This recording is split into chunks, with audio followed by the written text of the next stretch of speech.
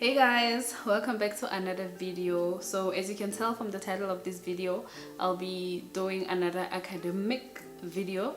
So in this video I'll be talking about how to get into medical school through your high school, but it's not necessarily me talking about the journey, but I asked two of my friends to share their journey because they got into medical school straight from high school. And what inspired this this video is a comment that I got from the matric rewrite versus bridging course video that I did.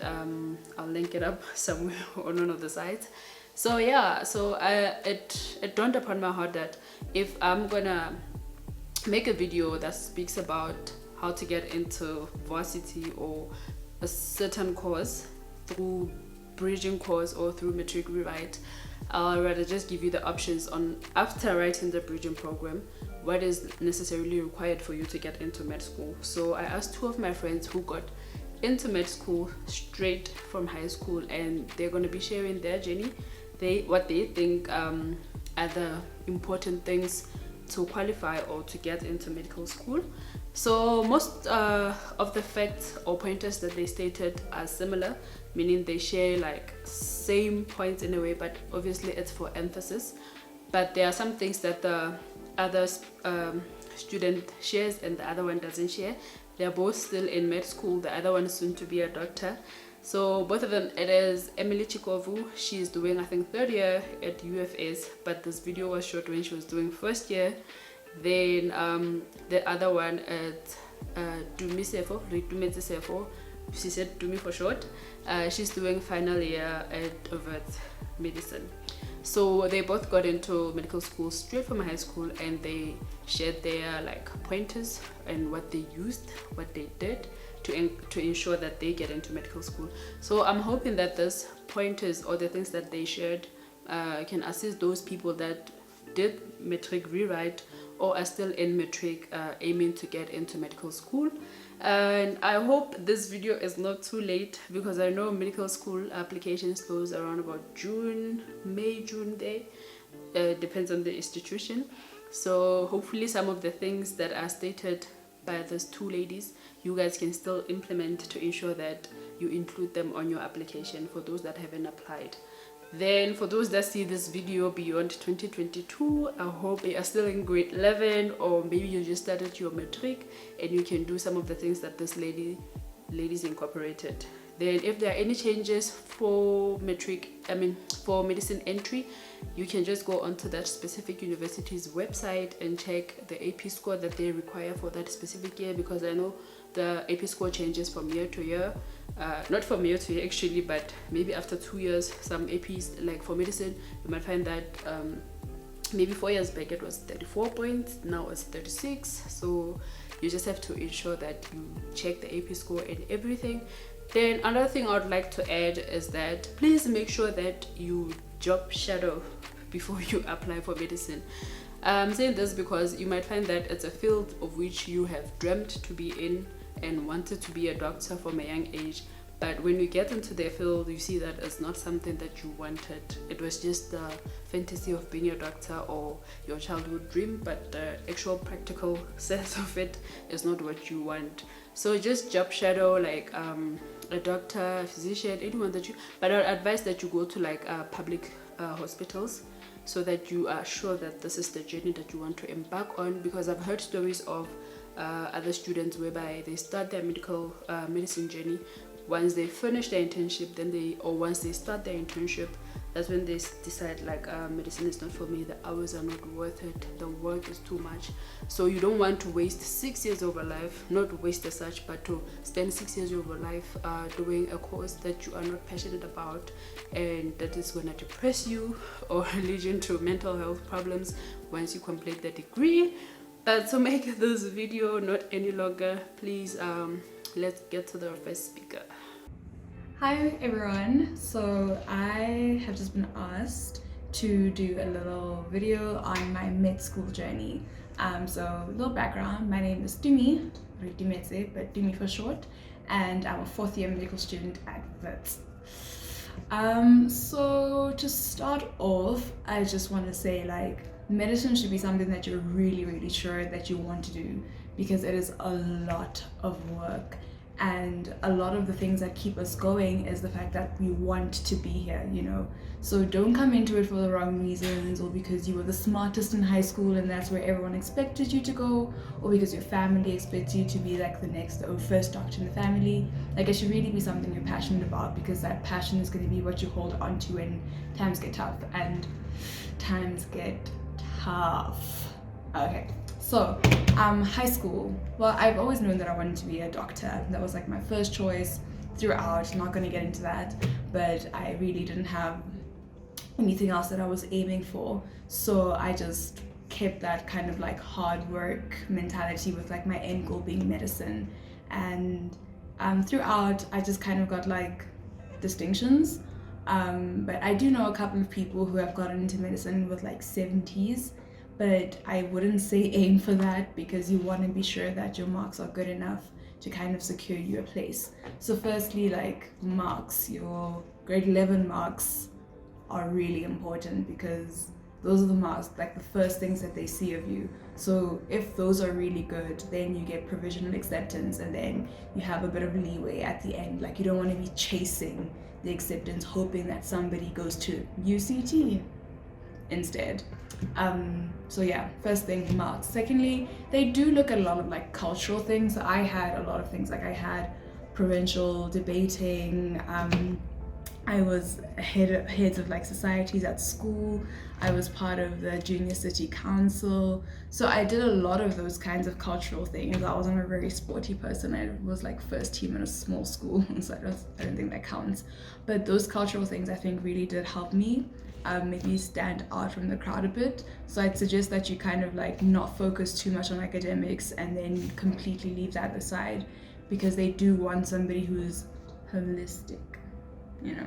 Yeah. And then what else? Okay, I would say NBTs. Those are so important, especially if you want to go to like UCT. I know UCT cares a lot about them. I'm pretty sure I got a scholarship for UCT based on my NBT marks alone, because they were really good. I got like A's or something. So what I had was like, I had an NBT practice book that my mom found for me. I wish I could remember the name for you guys, but it was, yeah, maybe just Google NBT practice book and then you'll find it. But it's really, really good to practice on, because the math that you do in class is not the math that you're going to see in those NBTs. It's completely different. So if your school doesn't do like NBT prep, then I'd suggest that you get that book, because it was super helpful. And then what else? Oh, and like, guys, have fun. You're still in high school. Like, matric is honestly such a breeze. Obviously, try to maintain your marks and apply early. Don't defer that application process. Just like get it over and done with. Yeah. So I applied to UCT, Stellenbosch, UP, Wits, and Bloem. But that's because my mom wanted me to apply to Bloem. Or did I? I actually think I just told my mom that I applied to Bloem, but I didn't. I don't really want to go there. But I got into all of the universities I applied for. But I think this was like the right place for me, so that's where I ended up. I don't know what else to tell you guys, except like really take time to enjoy high school and enjoy your time there, because obviously it's like coming to an end. Yes, high school was really terrible for a lot of people. Actually, high school wasn't that great, but enjoy it anyway, because university is really difficult, like so difficult, but it's also so much fun. Oh my gosh, you're gonna have the best time in university.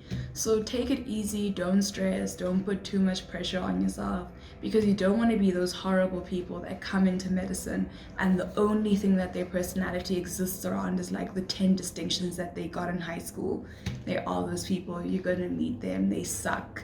But yeah, don't be that person. Like, actually take time to discover yourself and to find out who you are, who you want to be going to university, because this is a time for you to, you know, switch it up if you want to, and nobody can be the wiser. So yeah, if academics are really important, yes, and being in medicine is super fulfilling, yes, but be sure that this is what you want to do. and just work hard at it, and you should be fine. For the most part, you'll be okay. Okay, alright. Bye, guys. Hi guys, my name is Emily Chukovu and I'm a first year medical student at the University of the Free State. Please mind the setting. I'm a res child, so like this is my room at res. But anyway, I was approached to talk to you guys about any tips and tricks I might have about getting into medical school and like my own personal journey of getting into here. I was lucky enough to get here straight from matric. So I was in matric last year, and then straight from there I came here to the University of the Free State, where I'm now a first year, right? So I think at the beginning of everything, the most important aspects about getting into medical school is just to make sure you have the right combination of subjects so that you have the right history of knowledge once you walk into this degree. So moving from grade 9 to 10, you have the opportunity to choose your subjects. I would advise you to choose the subjects physical science, life science, maths, and then language of instruction depending on the university you're attending. Here at the University of the Free State, the language of instruction is English. So yeah, English is a subject you would need to take if you want to study here. Just a disclaimer, everything I'm going to be talking about is most probably going to be from the point of view of the University of the Free State, just because this is where I'm studying, so it's the most relevant opinion that I have. Academics is a very important part about getting into medical school, but it's also not the only aspect. Like from my own personal experience and from what I've heard from my classmates and people that I see around campus that are doing medicine, most of them weren't just academics in high school. So it's not just people that were studying, they participated in extramural activities, things like sports, cultural events, those kind of stuff. So just make sure that you make time to do other stuff in high school. Like getting into medical school is definitely a goal. It's definitely something that you should want to do. If that's your dream, it's definitely something you should work towards, but you shouldn't isolate your mind and your time just towards this thing, because there are lots of other things that you could participate in and that could actually help with your application at the end of the day. Because I think when they're choosing who they let in and that kind of stuff, they take into consideration people that are capable of doing more than just one thing, that is the academics. Obviously there is the exception for maybe somebody who's getting 90s for every single one of their subjects and they do absolutely nothing except the academics. I think it's pretty difficult to decline someone like that, but I feel like the rest of us normal average students who work hard towards marks that they know that they need to be able to achieve and that kind of stuff, it would really help if you participated in a lot of other stuff. What's very important to take into consideration while you're still in grade 10 though, because it's the earliest year like for you to start working towards medicine, is develop effective study methods while you're still in grade 10. Because one thing that came as a shock for me when I came to university is academics, I don't want to say came easy to me, but I know that how I'm studying now, you can't even compare it to how I used to study in high school. Like in high school, I was not working effectively because teachers would give you work, teachers would give you summaries of work, things were given to you in the palm of your hand and you just had to take it in. Here you have to find information, you need to summarize it yourself, you need to do a lot of things for yourself, and I only started doing that now here at university because I was never someone who needed to find these methods of retaining information, I guess, while I was still in high school. So some advice that I wish someone had told me and that I'm giving you guys is find effective study methods while you're still in grade 10. So the quickest, easiest way for you to learn new work, retain it, and then be able to regurgitate it again during a test, figure that out while you're still young so that by the time you get to university, it's something that is engraved in your, I don't know, in your DNA, in your culture. It's something that you can do without having to try too hard. So after grade 10 and all of these steps, you move on to grade 11, right? So the only advice that I can give you about grade 11 is just be consistent with your academics, be consistent with your extramural activities, as well as get help where you need it. There's no shame in having a tutor. There's no shame in asking your teacher 20 questions at every class. You're allowed to do these things. It's about you understanding your work at the end of the day and you know what you're working towards. So get as much help as you can while you're in grade 11 so that you have a good surface knowledge of the topics that you're doing, so that by the time you get to grade 12 and it's time to build on those topics, it's easier for you. And by the time you get into university and hopefully you some of the courses that you're doing is based on the work that you did in high school, again, it will be easier for you to retain the information and learn it easier. Another very important thing is community service. I know not a lot of people do it. I don't know why.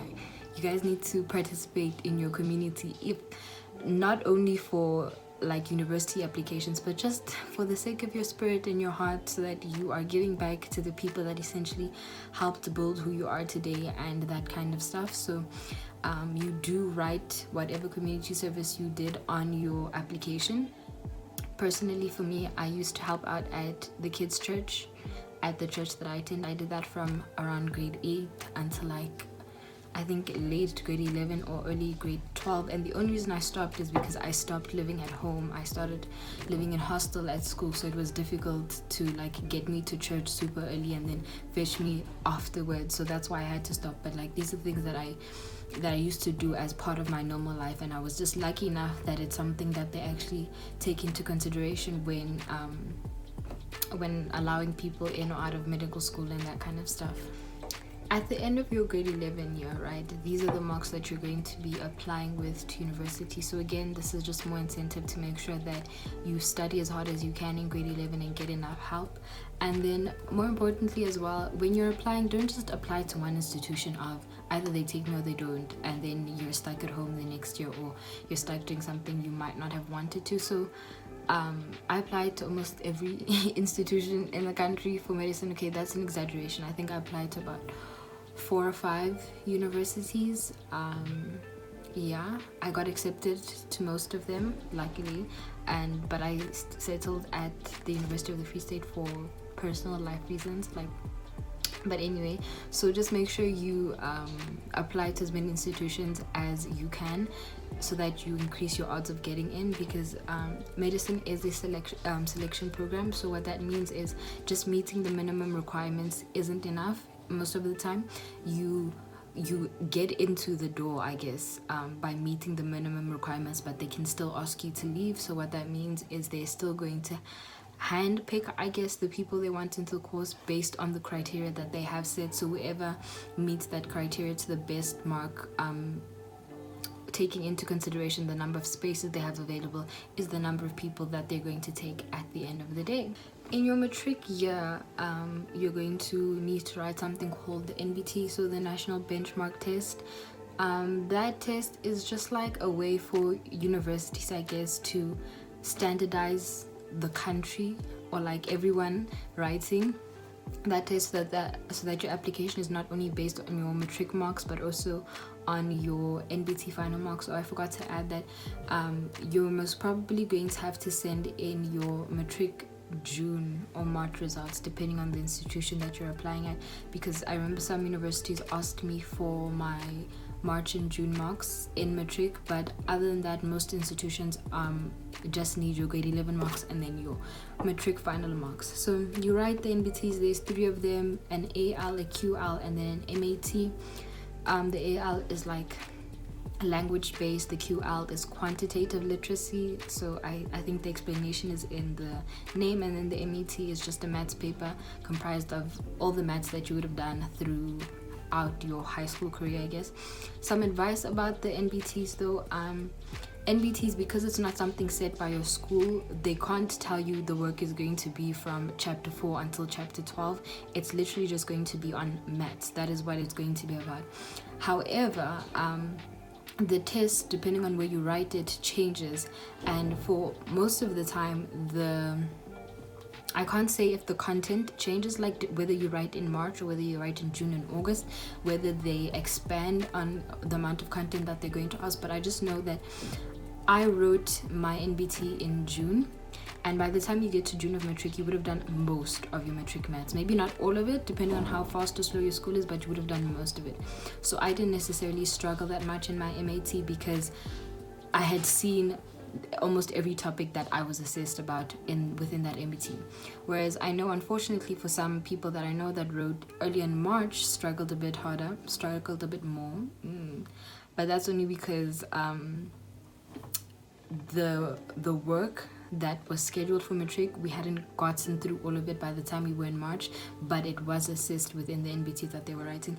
And your NBT marks are important because the minimum for medicine, I can't say for other selection programs, is 50%. However, that 50% isn't necessarily enough. Like I said, selection criteria, they're going to pick who they think is best, right? So try and do as well as you can. I can't standardize the NBTs because I don't know how well other people do and that kind of stuff. I know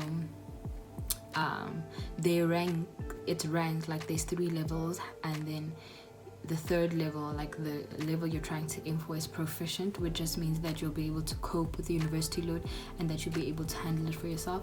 But even if you don't get those proficient levels, it doesn't mean you can't go to university, you're going to fail everything.